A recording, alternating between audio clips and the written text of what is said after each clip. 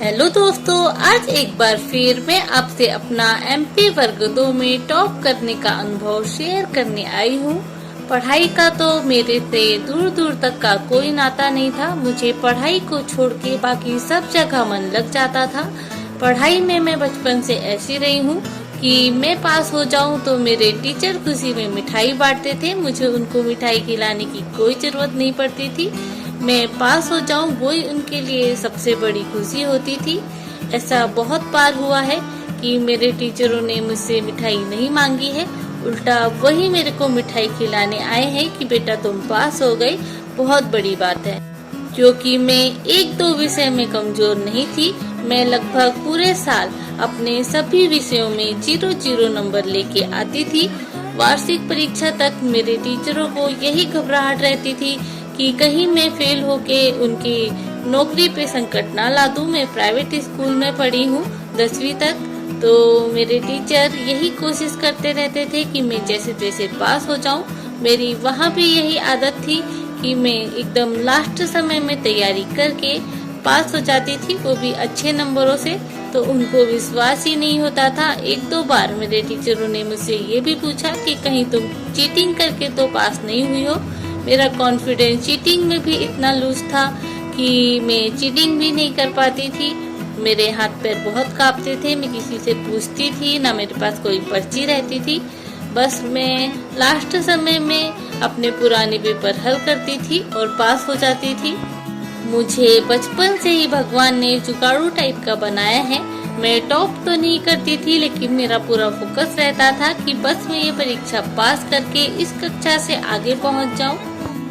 इसी तरह मेरी सरकारी नौकरी में भी मेरी ये आदत बहुत काम आई है कि मैं पिछले साल के सारे पेपर हल करती थी। उनमें से ढूंढती थी कि मैं इसमें से क्या पढूं, कौन कौन से टॉपिक इम्पोर्टेंट है।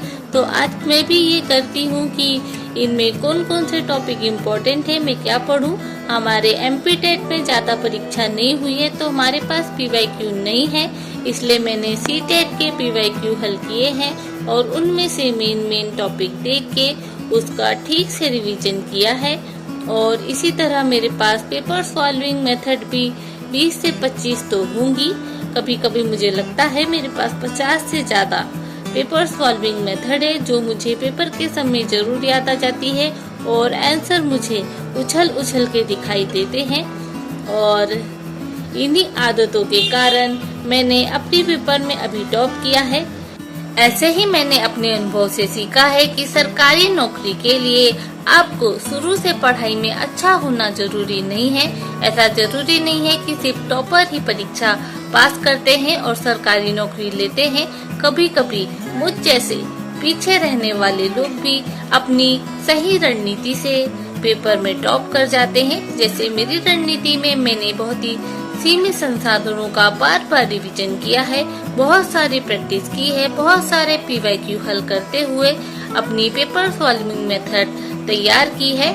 ऐसे ही आप लोग भी अपने ऊपर बहुत सारा काम कर लीजिए और अपनी एक सरकारी नौकरी पक्की करके अपने टीचरों को चौंका दीजिए।